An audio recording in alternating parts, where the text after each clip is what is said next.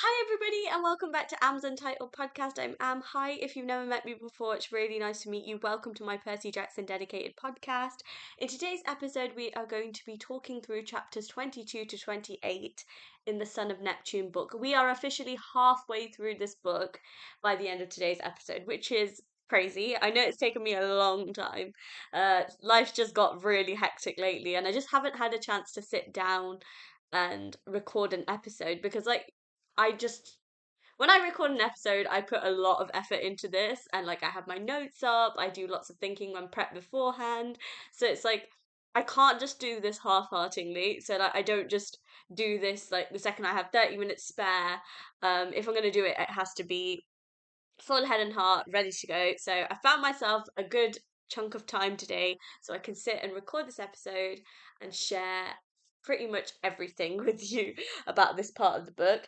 If you're not aware of how this really works, all I do is I give you a huge rundown of what goes on in each chapter, and I just kind of give you my thoughts and feelings, or any hidden Easter eggs, or references to previous books, that sort of thing.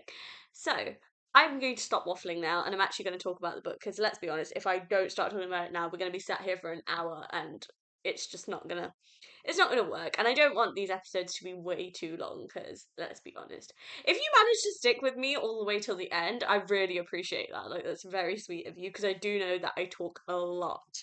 So just try to stay with me. And yeah, like I said, by the end of today's episode, we'll be officially halfway through this book.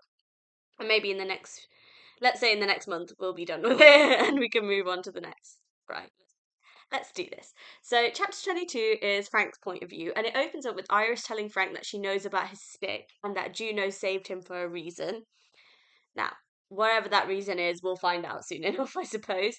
She tells him that he has many gifts, but Frank isn't convinced. Frank is one of these characters that really undermines himself, and I do feel a little bit upset by that sometimes because I don't think he realizes how special or how incredible of a character he is, and he has such an important part to play in these books, and I just don't think he realizes his true potential yet, which is very sweet. And the way I look at him is like he's a little bit of an underdog. Like, he doesn't see his own value, which is actually quite true for a lot of people in real life. He's very humble, he's very down to earth, but sometimes he fails to give himself a bit of credit, which makes me a little bit sad. But yeah, anyway, we'll talk more about him a little bit later on. He gets a flashback of helping a mama bear. Yeah, that flashback it's a very sweet and quick flashback, but it's really shows how much of a sweet and caring man he is. And I just adore him. Like, he is one of my favorites for a reason out of boys because he reminds me of like a really cuddly teddy bear. And it's just like, you just want to go and give him a hug because he's that adorable. That's literally how I feel about him. Iris tells him that he can become anything if he tries. Now, that's a very important lesson that Rick is teaching us because a lot of people seem to talk themselves out of doing certain things because they just don't think that it's possible, or they don't have the means, or they don't have the capability to be able to do certain things. And like the fact that he is being told by a goddess that he can become anything and he has this unlimited potential, it's a really big thing. And I think Rick is trying to inspire everybody to sort of take chances and, chase those dreams, because you don't get a chance otherwise. Like, you don't know your own ability until you've given yourself a chance, and I think that that's such an important moral lesson that Rick has taught us there. This is why I love this man. Like, he just finds a way to stick a moral lesson into a fictional story, and it does make you sit back and think, and you're like, oh wow, like these books are actually quite inspiring, and I just love Rick for it. And one day, if I ever get the chance to meet him, I think I'm going to sit there and cry because I'm going to be like, oh, your books taught me so much because they are so well written. And yeah, there's nothing, I don't like reading anything that doesn't teach me something at the end or doesn't give me an epiphany or make me think. And these books definitely do that for me. Anyway, went outside. It's just a slight tangent there, but let's carry on. Iris asks him what he wants, and he thinks he doesn't have a choice but to fight. Now, that is quite true to a certain extent. They have to fight this war, but I think he just feels like there's nothing beyond that, if you know what I mean. Like, he's gonna fight this war, and he's either gonna live or die, and that's it. That's all he knows at the minute. Um, and in his mind right now, as of this point in time, he's convinced that he's gonna die, which is really upsetting. And it's this whole thing about not having purpose in life, and that's really dangerous. If you don't know what you're fighting for, the high chances are you're not gonna survive, if you know what I mean. So yeah, like Rick is teaching you something else, which is like look for something worth fighting. Oh Jesus. Don't mind me, the postman just scared the absolute crap out of me. I've forgotten what I was talking about. So I'm gonna move on. But the next thing that happens is that Iris tells him to find his own path. And all of a sudden, like a penny drops in his mind, and he's like, he knows he has to go. Like he has to do this, which is not everybody gets that moment of, oh yeah, I need to do this straight away. So it's really interesting that he got that. And I think Rick touches a little bit more on his future in a little while. So we'll talk more about that when the time comes. She tells him to seek out the seer, Phineas. He can tell them where Thanatos? Don't know if that's how you say it, but that's the way I read it, so that's the way I'm going to say it. Feel free to correct me if you want or savage me for it. Is being held. He will be in Portland, Oregon, which I thought was an interesting place, like Portland. To be honest, I don't really know much about Portland, so I think it would be the sort of thing. Actually, let me just have a quick. We'll have a quick Google of Portland. Side note, guys, Portland is absolutely stunning. Wow. Wow, that's impressive. I mean, it's not a bad place to be held, if you ask me personally, but okay. She tells Frank not to kill his harpies as they are Iris's sisters. Oh, that's quite sweet, actually. Just protecting her sisters. You know what? Iris is one of the only goddesses that I think is unproblematic. Like a lot of the Greek gods and goddesses in the Percy Jackson story are quite they're basically trouble causers, or they just land in situations and they expect demigods to do things for them. But I like to think that Iris is one of my favorites because she's always there to help, and she's very calm, and there's never like any big conditions that come with her help, which is why I like her a lot. Um, she also tells him not to kill the basilisks on their way out. Wow, she's got basilisks. That's quite cool, actually. I think that's pretty sick. As Iris is leaving, she tells Frank to entrust the stick to someone else, to hold someone close to their heart. Yeah, I got this. Like straight away, as soon as she said like entrust the stick to someone else, I knew immediately he was gonna pick Hazel. Like it wasn't even a surprise. I was like, yeah, she's the person he trusts with his life, like 100%. If there was someone that his life depended on, it would be her, and that is exactly what's happened. So that's pretty cool. I thought the way Rick did that was quite impressive. And the last thing that happens in the chapter is he picks up his father's spear and he marches out.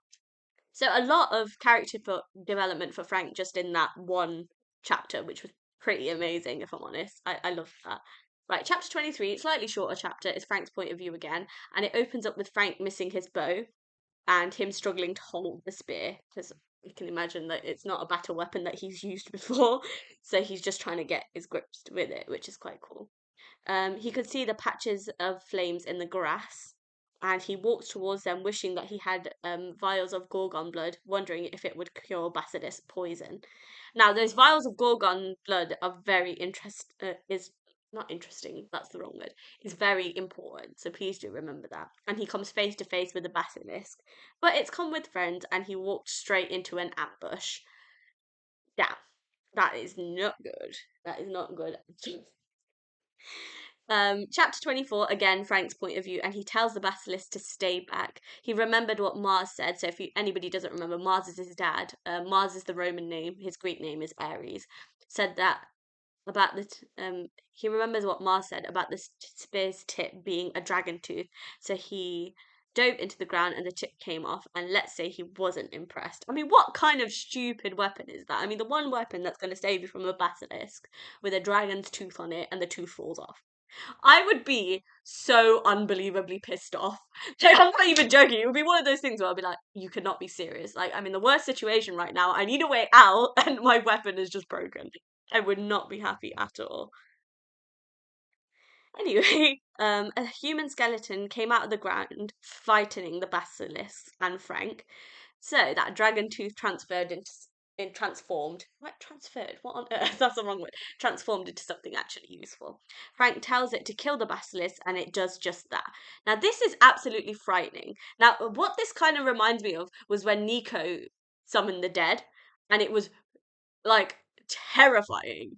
And like to think that Frank has kind of got something similar to that is quite terrifying. I can't like if I saw a human skeleton like come out the ground, I would shit myself. And that's not even like a word of a lie. Like I would genuinely be terrified. So I can't imagine like poor sweet innocent Frank who just couldn't even have imagined anything like this. Just like whoa, it was intense. I remember reading this for the first time and being like, whoa, Rick has come up with another incredible idea. And this was just, wow. This scene in particular for this book particularly stood out to me because I was like, whoa, that's crazy. Um, at one point, the skeleton pulls out its own rib to impale the basilisks. Oh, that's gross. You know what? I don't remember that happening, and I'm so happy that I took a note of that because ew. Like you know what it is with me, I'm a very visual person, right? So when I read things in books I do imagine them, and like in my head there's just this vision of a skeleton just ripping out its own rib and like stabbing a basilisk in the eye or something, and it just really scares me.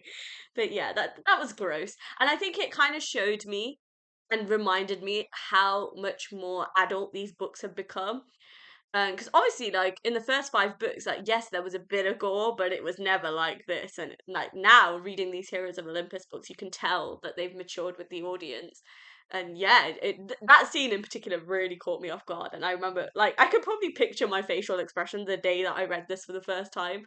And yeah, it would not have been good. Um, the skeleton eventually goes back into the ground, muttering its name, um, and its name is Grey, by the way, and a new dragon tooth forms at the end of the spear. So, in other words, that spear was special. It was a gift from Mars to protect Frank, which is quite cool, actually. Hazel and Percy arrive, and Percy realizes Frank killed all the basilisks, and Frank thanks his dad, and he offers to explain everything later, and that's where the chapter ends. So, yeah, quite an intense chapter. Bit of violence and a bit of graphic gore there, if you like that sort of thing. But yeah, that was intense. Like that was crazy. Chapter 25 is Percy's point of view, and it opens up with Percy feeling insulted by Iris for giving him a rainbow tie-dye bag. I suppose it could be useful. I don't know. I mean, the thought of a tie-dye bag as well. I don't imagine that that's a very manly thing to carry around. So maybe that's another thing that he feels insulted by. I don't know, but it's quite funny. Um, he feels embarrassing. Why can I not talk today? He feels embarrassed for not helping Hazel and Frank when they were kidnapped. He went back. He went back to the boat. I forgot to tell. I don't know if I mentioned that Percy had gone back to the boat or not. So I've put a note in for myself here where I wrote he went to collect supplies. That's why he wasn't there when Frank and Hazel got kidnapped. Um, his missing memories are now starting to cause him actual physical pain. Oh, that's just horrific, isn't it? Like I always thought that Rick tortured Percy enough in the first five books, and then came these books where it just gets even worse, and I'm just like, my poor baby, like what has he done to deserve this? Like genuinely, I feel a certain amount of protectiveness over Percy, so when I read these things, it really does hurt my feelings, and I'm just like, my poor kid, like I genuinely feel that I'm like, oh, he's so like he's so not himself in these books, and that really makes me sad. Like there's not as much humor, like there's no Percy Jackson humor. There is in some scenes, but it's like a part of him that is missing, the part that makes him so special, and I'm just like that's just sad. It really does hurt my feelings genuinely. He feels like his memories were getting dimmer and dimmer the further north they went. My poor baby. Like I feel like maybe being so far away from New York has made it so hard for him. Like he feels like he's not only been detached from his home, but detached from who he is, which is just it's just gut wrenching. And honestly, like I've made notes on all of this, and like, I'm looking back and I'm like, I still feel the same about it as I did when I took these notes, which is crazy. Um, he keeps worrying about forgetting Annabeth. I I just can't take it. Like honestly thought, you know, when I was reading these books, that Rick got a kick out of hurting my feelings. Because there was just hits and hits that kept coming, and I was just like, I just need them to get back together so that she can help him retrieve his memories because this is just not on. Like, I'm not okay with this. Anyway, Percy continues to guide the boat north while Frank and Hazel fill each other in on what had happened. Perry, Perry? Oh my gosh. I don't know what is wrong with me. I'm getting next level word vomit today. Percy has tried to iris message Annabeth but failed. It's really sad. You know what? I feel like this book is so much torture for me. Like, the thought of Percy being hurt is like most horrible thing for me. And like, this chapter in particular was like hard for me to read because I just feel like it was making me really emotional because it's the first time I've seen Percy so down in the dumps and miserable and sad and like there's nobody there that can make it better. Like yes, Frank and Hazel, they're amazing friends, but they don't know what he was like before he lost his memories. And like I felt like the thing that he needed was to see the people that he loves the most again, um and they can like they can put him back together, but obviously like there's no chance of that happening at the minute because of the situation that they're in, and that's yeah, that was just awful. Hazel tells him that they got in touch with Raina, but she was in the baths. I'm assuming that was the Roman baths that she was in. Oh, what a horrible place to get an iris message, genuinely. And the chapter. Oh no, it doesn't end yet. I thought it does, but it doesn't. Percy is becoming desperate to retrieve his memories, and honestly, I can't blame him. Like, there's so much of his life, like, again, the thing that makes him special, like the thing that makes him the hero that he is today, like he's missing all of that. So in a way, it's like his confidence has kind of been ripped a bit because he can't remember who he was or what he had done. Um, yeah, it's just awful, really. Percy makes a deal with a whale to take them north because he is tired. Oh, that's you know what that when I imagine that scene, it's very cute. Like the idea of Percy like talking to a whale and the whale being like, you know what, mate, it's all right, I'll take you. It's very sweet. I know I sounded really, really British there. Sorry for anybody who is American and has heard me say that. It's like Percy is from New York. He does not talk like that. Yes, I know he doesn't. It's just how I imagine it in my mind.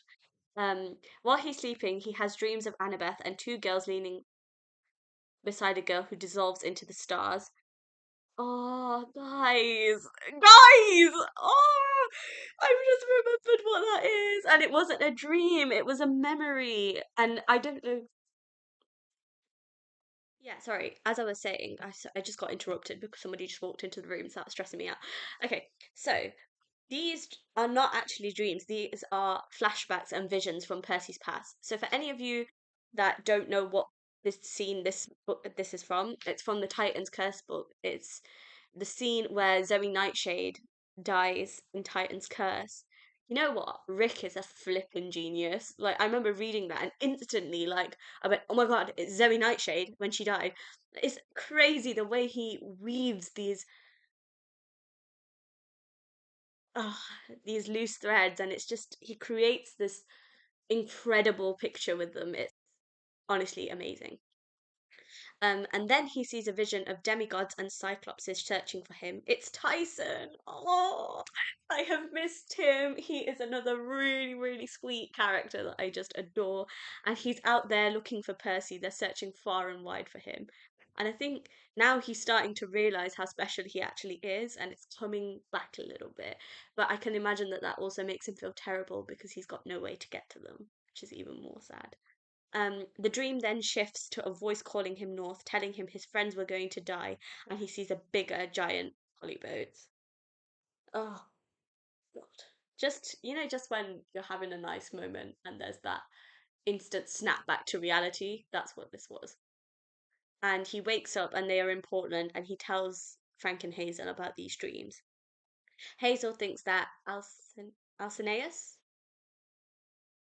I think that's how you say it, but I'm not sure, is on a glacier, and Frank isn't ecstatic that they have to look for Phineas in the rain. And that's where the chapter comes to the end. So last two or three chapters, we're gonna, yeah, two, three chapters left. We're going to be talking about. Next one is chapter 26, and it's Percy's point of view again. And it opens up with them walking down Gleason Street, I think that's how you say it. And they hear food trucks behind them, and they see harpies, meaning Phineas had to be close by. A blind man was being harassed by the harpies, and harpies see the demigods and flee. So, who are we thinking this blind man is, people? We'll have to find out soon enough.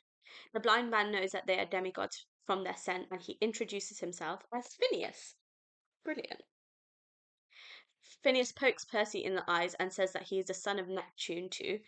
Let's just say Percy wasn't too impressed with that. Yeah, I mean, I don't imagine being poked in your eyes is probably the best thing, but okay. Phineas reveals that Frank's great grandfather, Percy, I don't know how to say his name. It's Pericylmanius. I think that's how you say it. Didn't actually destroy camp. We'll see. We'll talk a bit more about that. I don't think much has been mentioned about that yet.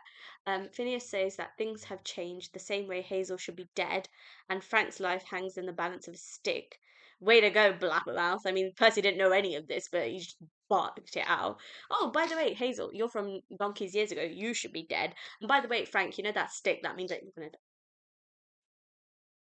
Okay, so basically, the way I understand this is that the reason Frank and Hazel didn't tell Percy about what was really going on is A, because they don't know Percy well, and that doesn't mean they don't trust him, it just means that they're a little bit wary. But also, they know that Percy has so many worries of his own, and I'm just assuming they wanted to be good friends and they didn't want to put their additional burden on him, but somebody has gone and blabbed it out anyway, so I guess that didn't really work.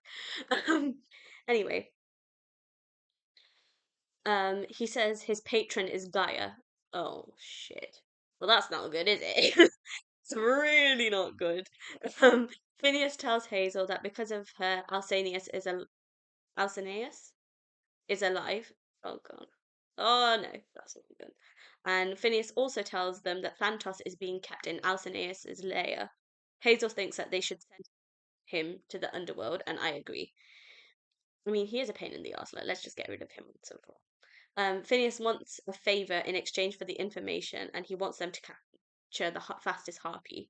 See, this is what I mean. Like every single time they meet someone who offers them help, they always expect something in return, and I don't really like that. I get that in some instances that is how the world works, but it's also not a very good rule. It's like, oh, you scratch my back, I'll scratch your back. You pay something, I'll pay you back. Yeah, I just don't. I don't really believe in that sort of stuff. But okay, I suppose it works in this sort of instance. And then the chapter ends with Phineas telling them to go and get the harpy, as if they've got time to waste, eh? Chapter 27, second to last chapter that we're going to be talking about, is Percy's point of view again, and it opens up with Hazel wanting to send Phineas to the underworld. She thinks that she thinks that she's wait, what? She thinks that she's like him, which is completely not true, and the boys also disagree. I mean, she's nothing like him, let's be honest. She's sweet and kind and the bravest, strongest person I've ever met, genuinely. Percy wants to use the harpy as a peace offering. I suppose that's a good idea. And he decides to talk to the harpy. The harpy tells them her name is Ella, and she snatches the burrito, but it gets taken by the other harpies. Right, Ella is very important, guys. Just remember that name. She comes up a little bit more in the series, but we'll see. We'll talk more about that when we get that. I can't spoil anything because I'm trying to be considerate of people that are just reading along with me and not reading any further. So I'll try my best not to spoil it. I'll keep that spoiler under wraps. Ella announces the first lines of the original prophecy. Percy knows he has heard it before. Obviously, he's heard it before. It's his prophecy, but we'll see. Ella flies to the library, which the trio assume is her nest, so they follow her. As Percy enters the library, it brings back memories of Annabeth, and he gets really angry that he can't remember his past. Oh, you know what? I kind of get it because he's trying so hard to pull himself back together, um, but every single time he feels like he gets close, there's something that pulls him back again, and that's really annoying. And that frustration, I can imagine, is eating him up inside. And knowing that he can't really share that frustration with anyone because no one else is going to be able to understand it, it's quite sad. And Rick is honestly destroying my heart at this point. Like, I didn't know how much more of this I could take. I just hoped that things would get better, and they do, but it takes a bit of time. They approach Ella's nest and try to feed her, but she can only eat Phineas's food, which is, of course, convenient, isn't it?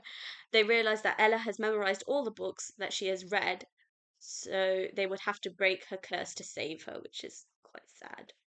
And isn't it? Why is it always like the cutest things are always cursed? Isn't that so sad? Like, I know that she's a harpy, but I do imagine her to be quite cute. Percy asks Ella if Phineas has any weaknesses. Basically, he's a gambler. Now, a gambler is a good thing in this instance. If that's a weakness, Percy can find a way to tangle him in this trap, you could say. Ella thinks that Phineas's blindness might be something that they could wager on, and the Gorgon's blood could heal him. And Percy says his plan. And let's say I was terrified because when Percy has a plan, it's often quite dangerous and risky. But we'll see. We'll come to it in a second. So, chapter 28, the last chapter we're going to be talking about in this episode, is Percy's point of view again, and it opens up with the trio going back to Phineas, not Percy, and they tell him that they are here to gamble. They give him the vials of Gorgon blood, telling them that if he chooses the right one, he can have his sight back, which for a blind man, I suppose, would be like a miracle.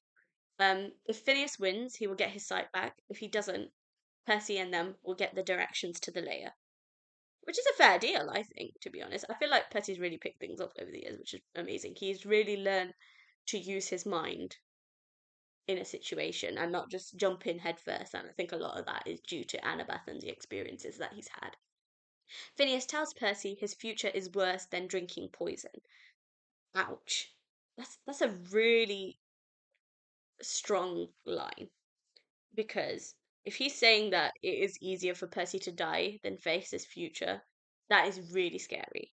But because Percy is such a soldier and he's just the most fearless man I've ever seen, I he was just like, whatever it is, I will come with it when time comes, and that is amazing, and that's such a good mentality to have. And I love that he doesn't pry for more information. He's just like, yeah, okay, whatever. They all abide to the terms and they swear on the river Styx. So obviously that's a binding oath. So that can't be broken under any circumstances, really. I mean, the gods didn't really care and they broke it anyway, but who am I to point fingers, eh? Phineas writes down the location of the lair on a napkin and swears it's the correct location. It better be, mate, because you swore on the river Styx. So let's hope it's the right location. They sit down with the vials. Percy calls out to Gaia, asking who was more valuable out of Phineas and him. My boy is very smart, and I'll tell you why he's smart. If Phineas dies, is that going to be a huge loss to Gaia? No, because Phineas is not going to be able to awaken Gaia. Whereas, if she gets rid of Percy, who is a demigod whose blood would bring her back, now that would be a huge loss on her end and a worry, because Percy is one of the strongest demigods. So, we'll see. He's giving her an ultimatum, and we'll see what happens. Phineas chooses his vial and they both take a drink. Phineas realizes that Gaia saved Percy and he disintegrates. Why? Because she needs him, because he is a pawn in her master plan, and Percy knew that. He bet his life on that, and that is so cool. He realizes how valuable he actually is, and he's just so clever, and I just love everything about him. He's amazing. They read the napkin and it says Hubbard Glacier. So I think it was Hazel that said that she was in a glacier. So she was correct, which is amazing. And the chapter closes with Hazel saying she knows where it is, and Percy says they better get back to the boat as they are running out of time. And that's all we're going to be talking about in this episode. So, very, very dramatic episode, I want to say. But let's kind of round this up with my final thoughts and feelings. Let's just round this up with my final thoughts and feelings because we've been sat here a very long time. So, like I said, Iris is literally not the worst goddess we met in the Riderverse. I think she's actually quite a nice goddess and she's really helpful. So I do like her as a character. That human skeleton thing, I'm not gonna lie to you, really like scared the shit out of me when I read it for the first time. And I think that kind of proved to me that these books had grown up with me, which is quite cool. And it's so nice to see Rick taking us into a bit of a darker journey. I quite enjoyed that. I thought it was quite cool. Um, and yeah, it's just really entertaining, and his ideas are so authentic and cool, and just he's just amazing. I really love him for it. And Percy is suffering so much. It's just like hurting my soul. So please, Rick, I'm begging you to just give my baby his memories back because I can't take it anymore. It's hurting my feelings and it's killing my Percival. Also, I love the idea that Percy's dreams are visions and flashbacks from his past. Like, Rick, you are an absolute genius. And he is honestly the best author I've ever read. Like, I just love him so much. And there's no doubt in my mind that he is my favorite author because look at what he's created. It's just magical, is all I can say. Phineas was really annoying, and I thought the way they took him for a gamble was such a cool thing. And Percy was incredible, and he realized how valuable he is, and he played that to his advantage, which was quite cool. And it was just so heroic of him. And there was like a bit of him that I saw from who he used to be. The part that he can't remember, obviously, but we can, which was quite cool. And I realise I've said it's cool about 3, 4 times, so that's slightly irritating. But yeah, I'm really proud of him and who he is, and I just want him to have his memories back so he remembers how amazing of a person he is, and also how much of a hero he is as well. And Ella was so cute, and I felt so bad for her, but hopefully that curse can be broken. But we'll find out in the next episode, I suppose. So thank you guys so much for listening in. I really appreciate it. I'm sorry this episode took so long. Life has been completely hectic, and this is really the only chance I've had to sit down and record this. So I am sorry that this episode is quite late, but I just want you guys to know that I love you so much, and thank you so much for sticking with me on this journey. I love doing this. It's like one of my favorite things to do in the week. And I hope you guys enjoyed this episode. Please do subscribe to my YouTube channel. Follow me on Spotify. It would all be greatly appreciated. Follow me on Instagram. Follow me on Threads. I'm most active on Threads and Instagram. Feel free to DM me any questions as well. I'm more than happy to answer them. And if anybody else has any other things that maybe I've missed out or any hidden Easter eggs that they can pull that I haven't noticed, please do let me know. I love hearing from you guys. And I'll speak to you next week. Mwah. Bye.